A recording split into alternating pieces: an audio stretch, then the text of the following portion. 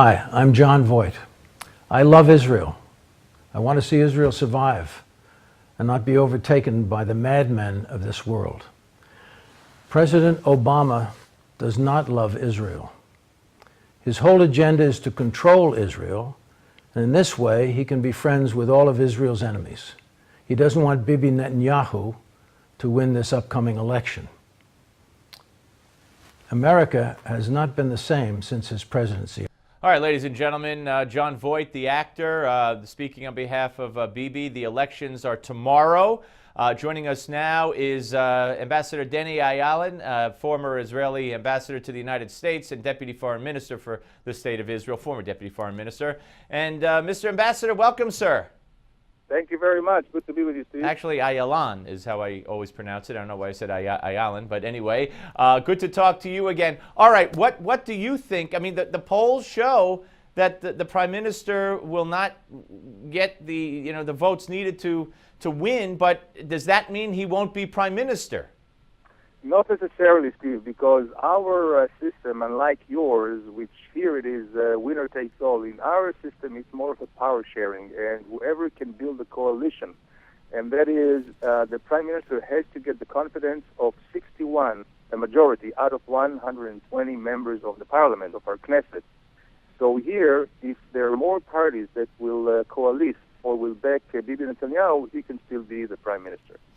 All right, and I would think that the people of Israel, I mean, they're running against Bibi by saying enough of national security. I hear reports saying, it's Bibi fatigue, it's national security fatigue. How could there be national security fatigue in Israel ever, especially with what's going on today?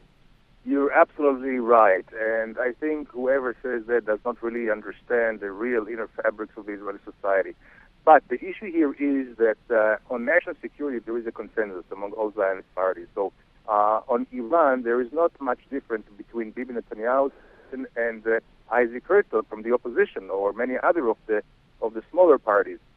It is true that because of the cost of living, the high cost of living and increasing all the time, and housing problems, the focus of these elections probably is on social and economic problems as the security is given, and I guess on that issue it's kind of on the back burner where the economic issues are coming to the front. The Prime Minister has talked about foreign governments banding together to try to influence this election. And let me ask you specifically about a report that a bipartisan Senate committee has agreed to conduct hearings on whether or not the Obama administration gave funds to a State Department, through the State Department, to a nonprofit group that's been leading field organizing efforts in Israel to defeat Benjamin Netanyahu. Well, I'll tell you, Steve, if this is true, then this is really crossing a red line, because democracies do not interfere with other democracies' democratic process. And indeed, if this is true and will be exposed, I think it may backfire, because the Israeli public, like no other democratic society, appreciates outside or foreign interference. Yeah, well, they'd have to. They're not going to have it revealed by tomorrow morning. That's for sure.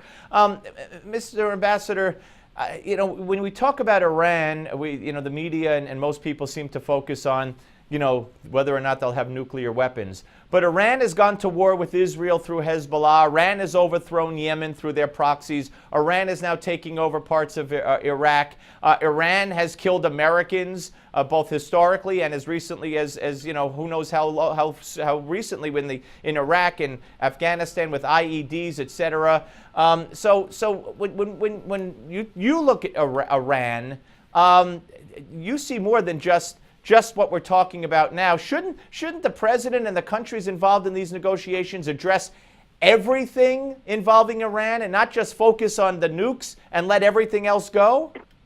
Absolutely, Steve. Iran is a clear and present danger, not just to Israel or the Sunni government in the Middle East. It's a clear and present danger to the entire international community, including Europe, including the United States. And the fact that they have been so aggressive in their radical policies and pushing terrorism on a global reach, with the nuclear umbrella, that could be quite chaotic, and the world order will not be the same as we know it, as well as the ramification on the non-proliferation treaty, because if Iran becomes nuclear or a threshold country, then many other countries will join that, and this will be the end of the non-proliferation treaty, Yep. and that will be an unmanageable world, and I don't think anyone wants to see that. I got you. Mr. Ambassador, great to talk to you. We hope to talk to you tomorrow when the exit polls are in. Thank you so much, sir.